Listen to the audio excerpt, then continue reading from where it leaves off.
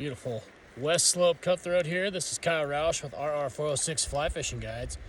Quick little tip here: when you're on the river and it's really cold, you've been handling some fish, your fish get wet and all that, or your hands get wet and your fingers get cold, is to just when you go to make your loop for your dropper nymph, your fingers don't want to move. I'm going to show you something. You just fold it over, okay, pinch your line off, grab your hemos here, 1, 2, 3, 4, 5, 6, come around on your 7th and reach through, grab the tag end with your hemos, okay, pull that through right there.